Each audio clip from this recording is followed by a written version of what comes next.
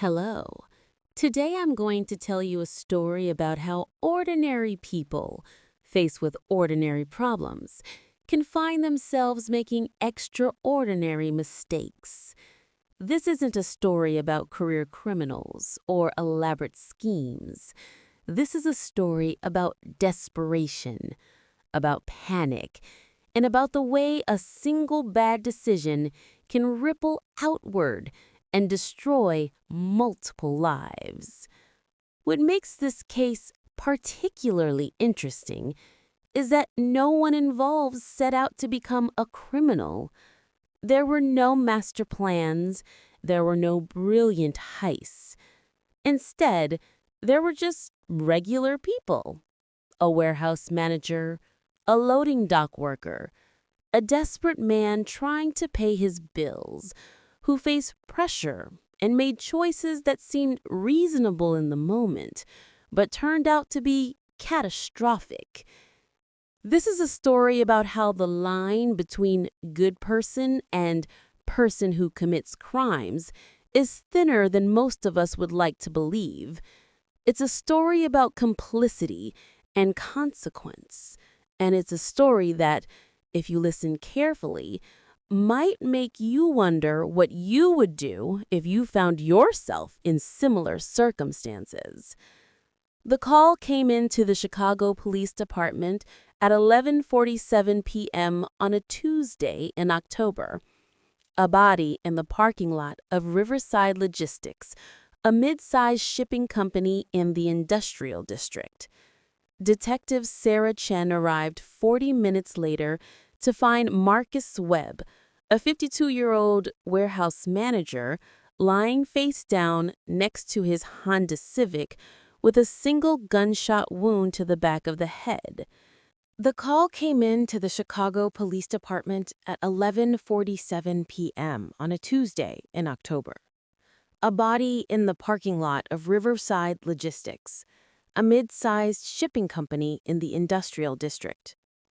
Detective Sarah Chen arrived 40 minutes later to find Marcus Webb, a 52-year-old warehouse manager, lying face down next to his Honda Civic with a single gunshot wound to the back of the head. Marcus Webb had worked at Riverside Logistics for 18 years. He was divorced, lived alone in a 2-bedroom apartment in Pilsen, and had no criminal record. His ex-wife said he was quiet, reliable, and unremarkable. His co-workers described him the same way. He came in, did his job, went home.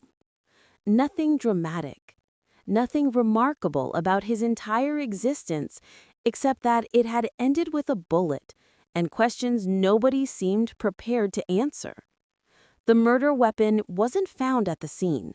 No witnesses came forward. The security cameras in the parking lot had been disabled 4 hours before the shooting, a detail that suggested planning rather than impulse. Someone had known Marcus Webb would be here at this time. Someone had known how to circumvent the security system. Someone wanted him dead specifically. Detective Chen had worked homicides for 12 years. She knew that murder was usually straightforward: domestic violence, gang disputes, crimes of passion, drug deals done wrong. 95% of murders could be solved by asking the right questions of the right people. But this had the smell of something else. This had the smell of professional work, which made no sense for a 52-year-old warehouse manager who earned $58,000 a year. The answer, when it finally emerged, would be both simpler and more complicated than anything Chen anticipated. 2 weeks before the murder, Marcus Webb had made a decision that seemed reasonable at the time, but would ultimately destroy his life, end someone else's, and implicate a third party in a web of liability and consequence that none of them could escape. His name was Derek Walsh, and he worked in the loading bay at Riverside Logistics. Derek was 34, had 2 kids from 2 different relationships, lived in subsidized housing, and made $38,000 a year. He was also intelligent in ways that had never been channeled into anything productive. He could figure out how systems worked, how to exploit them, how to move through infrastructure without being noticed. Derek had been struggling. Child support for his daughter took $600 a month. The rent on his apartment was $1,100. His truck needed new tires, and the engine was making sounds that suggested worse problems were coming. He was 3 months behind on a credit card, and his credit score had dropped to the point where getting a legitimate personal loan was impossible. In late September, Derek was approached by someone in his building, a man named Victor Reeves, who worked in restaurant management. Victor asked Derek if he wanted to make some money doing logistics consulting. Derek, desperate and not particularly curious about details, said yes. What Victor actually needed was information about Riverside Logistics' shipping operations. Specifically, he needed to know about a shipment scheduled for early October, specifically a shipment containing $340,000 in negotiable securities being transferred from one financial institution to another, using Riverside as a transfer point because of their reputation for discretion and security. Derek provided the information Victor needed. He explained the shipping schedule, the security protocols, the warehouse layout, the patrol patterns of the security guard. He drew diagrams on napkins at a Denny's and accepted $5,000 cash for his trouble. Derek told himself he wasn't helping plan a crime. He was just answering questions. He wasn't breaking any laws himself. He was just providing information. He didn't ask what the information would be used for. The theft happened on October 3rd. 3 men entered the warehouse at 2 a.m., disabled the security system using the codes Derek had provided, and removed the shipment containing the securities. The theft was discovered the next morning. Police were called. An investigation began. Derek panicked. He realized what he had done. He realized that his fingerprints were on those napkins. He realized that Victor Reeves would almost certainly be identified once police started investigating the theft, and he realized that when Victor was arrested, the first thing he would do was cooperate with police and give up everyone he had worked with. So, Derek did something profoundly stupid. He told Marcus Webb everything. Derek's confession came during a shift break, sitting in Marcus's office with the door closed. Derek explained the whole situation, the money he needed, the questions Victor had asked, the information he had provided, and the cash he had accepted. He told Marcus everything because Marcus was his supervisor, but more importantly, because Marcus was the person Derek believed could fix this. Marcus Webb had seemed for 18 years like a man who had learned how to navigate the world without making catastrophic mistakes. He had held steady employment, stayed out of trouble, and managed his modest life competently. Derek believed that Marcus would know what to do. What Marcus actually did was have a panic attack in his office. He understood immediately what Derek had done and what it meant. Derek had committed a crime. Derek would be arrested. Derek would likely cooperate with police. And Derek would mention Marcus because Derek had confessed to Marcus. Marcus told Derek not to tell anyone else. He said he needed time to think.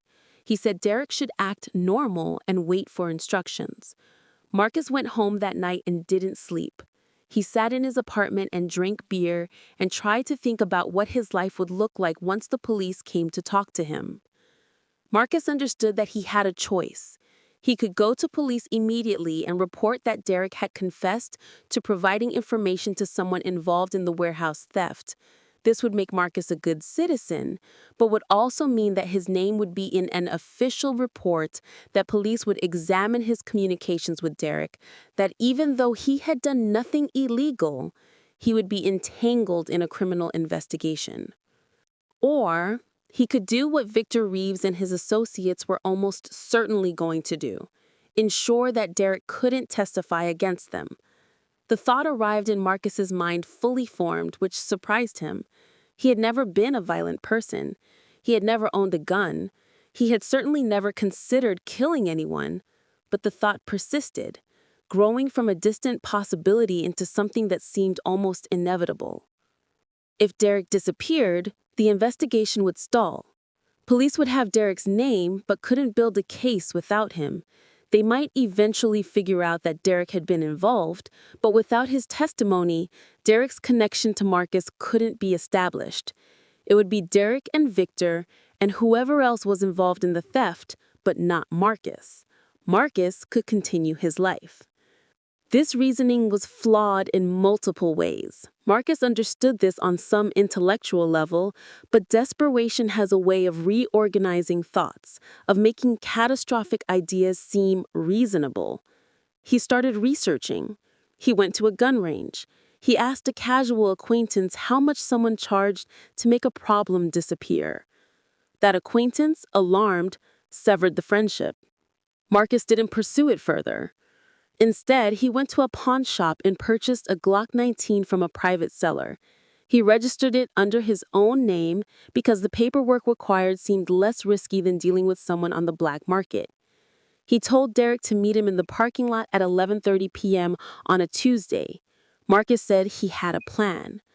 Derek, desperate to believe that Marcus could fix this, agreed. What Derek didn't know was that the plan was to kill him before he could testify. Detective Sarah Chen arrived at Riverside Logistics at 12:15 a.m. The body was already being photographed.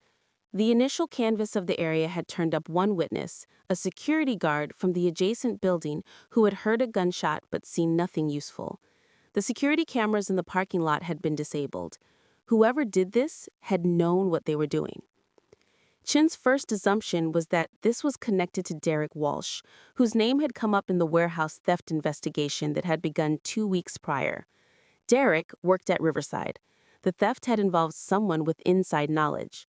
The obvious hypothesis was that whoever had used Derek for the theft had now decided Derek was a liability.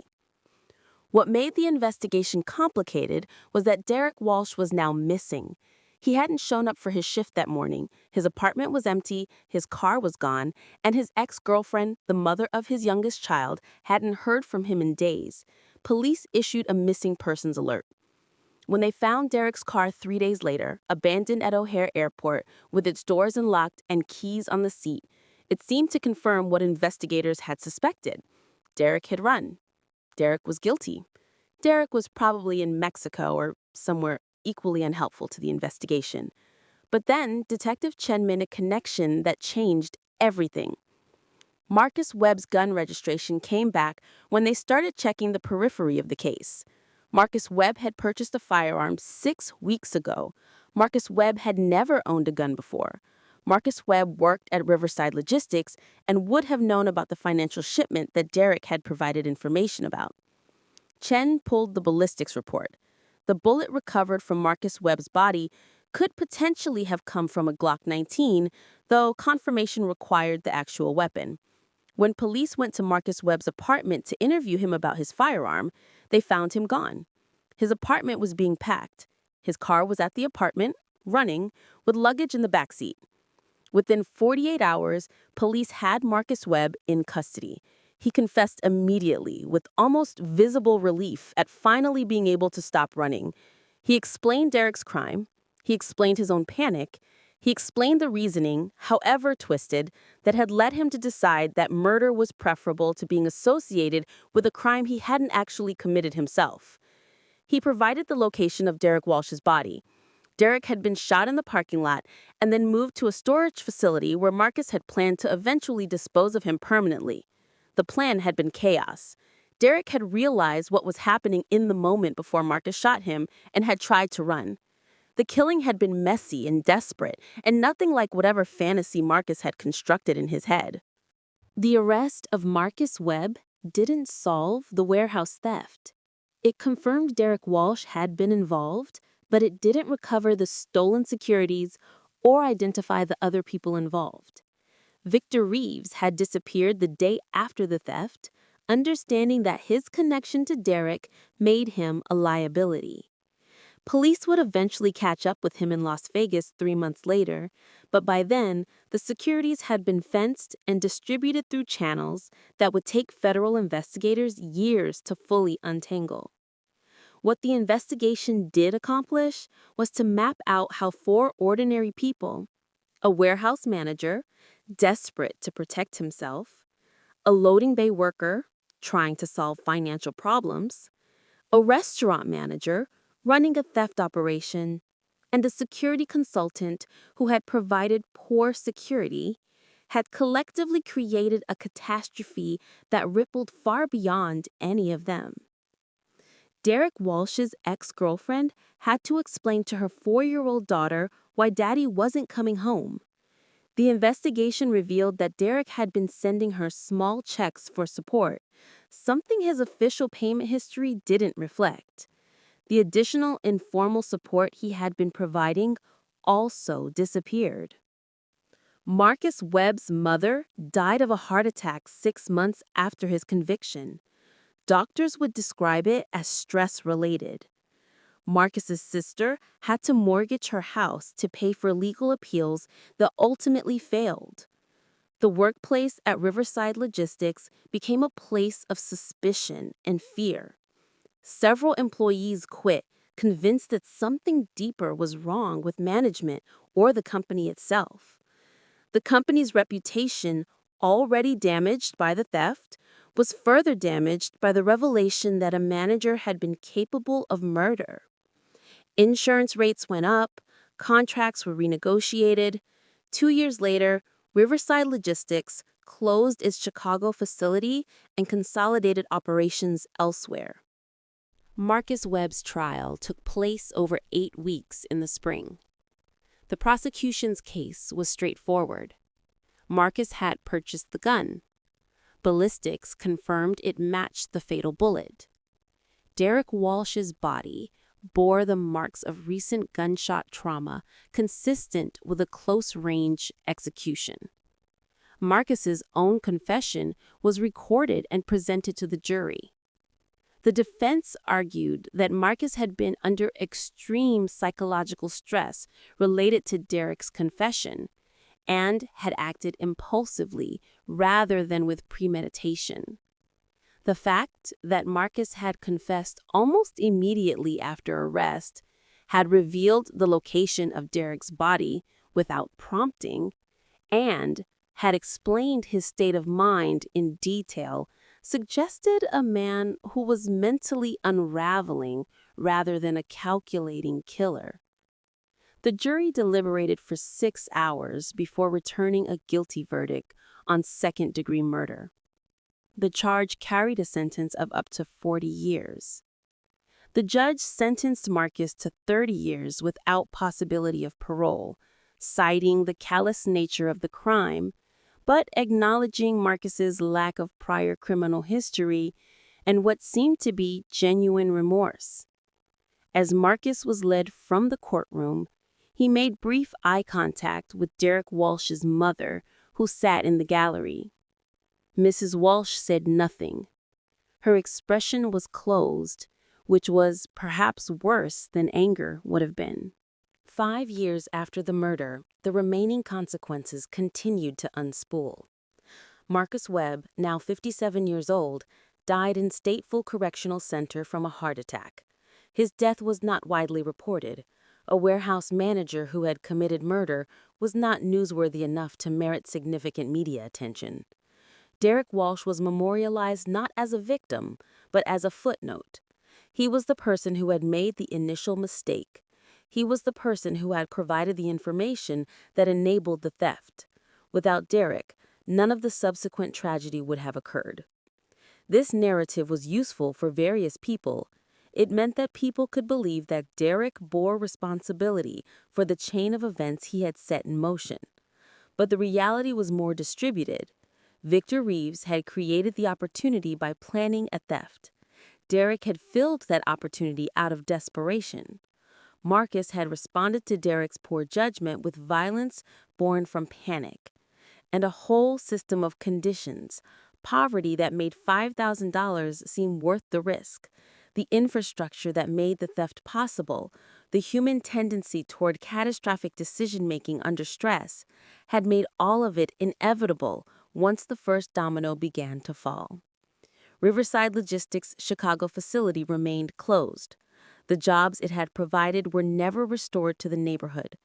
The ripple effects of the theft, the murder, and the criminal investigation had been absorbed by the community in ways that were invisible to people who weren't directly affected. Detective Sarah Chen continued working homicides. She would eventually solve hundreds of murders, but the Marcus Webb case remained one she returned to mentally, not because it was complicated, the evidence was straightforward, but because it was so ordinary. A man in financial desperation. A man in psychological panic. A man who had made a choice to end another man's life because he couldn't see any other path forward. No masterminds, no elaborate schemes, just regular people making catastrophic decisions under pressure. In interviews about the case, sometimes years later, Detective Chen would describe what had struck her most: the extreme ordinariness of everyone involved. These weren't career criminals. These weren't psychopaths. These were people who, under different circumstances, might never have broken a law. But circumstance, desperation, and panic had a way of transforming ordinary people into versions of themselves they never expected to become. The trial transcripts became part of criminal justice curriculum at Northwestern University. Law professors used the case to teach about complicity, about how good intentions and passive acceptance of information could make someone party to crimes they didn't directly commit. Derek Walsh's testimony, delivered through investigation notes since Derek himself was dead, became a cautionary tale about the way information could be weaponized. 10 years after the murder, a producer was researching stories for a true crime podcast. She discovered the case file, read through the trial transcripts, and interviewed Detective Chen. The resulting 8-episode series, titled Ordinary Choices, became one of the most downloaded true crime podcasts that year. Listeners were struck by the same thing Detective Chen had been struck by: the complete ordinariness of the situation. No brilliance, no elaborate scheme, just people responding to circumstance. Each decision seeming rational in the moment. Each decision cascading into consequences that no one had fully anticipated. Derek Walsh's daughter, now in college, listened to the podcast and learned details about her father's death that she had never known. She learned about his involvement in the theft. She learned about his desperation. She learned about the man who had killed him. The experience was revelatory and devastating in ways she couldn't fully process. Marcus Webb's sister also listened. She had spent years believing her brother was simply a bad person, someone who had made a deliberate choice to become a murderer. Hearing his thinking laid out in the podcasts, the panic, the desperation, the way seemingly reasonable logic had led to an insane conclusion, forced her to reconsider. She began corresponding with Marcus in prison. She eventually worked with his legal team on a clemency petition that was denied, but the process itself was healing in some way. The most profound impact came from viewers who recognized themselves in the case. People in financial desperation. People who had provided information without fully understanding how it would be used. People who had made bad decisions under stress. People who understood that the line between good person and person who commits crimes was thinner than they had previously believed. This was perhaps the real lesson of the Marcus Webb murder, that crime wasn't always committed by people who were fundamentally different from everyone else. Sometimes it was committed by people very much like yourself, operating under pressure you might never fully understand until you found yourself in a similar position.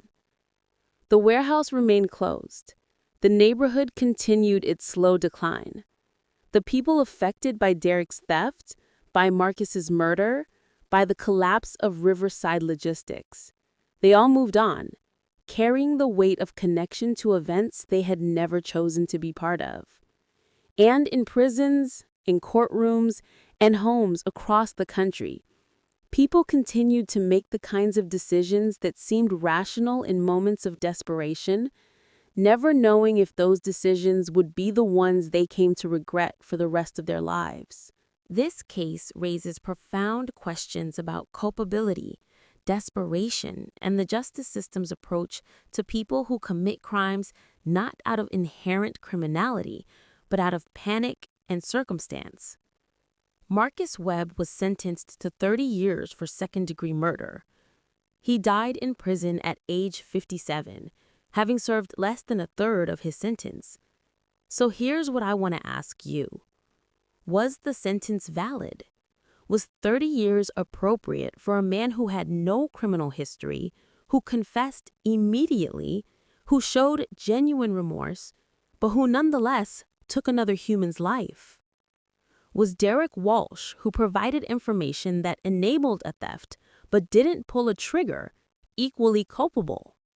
Should he have borne any legal consequence, or was the consequence of being murdered sufficient?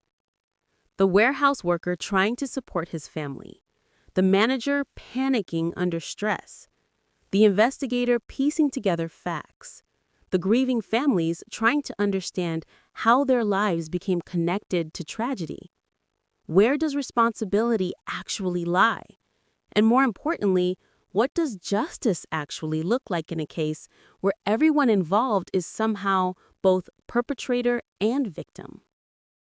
These aren't rhetorical questions.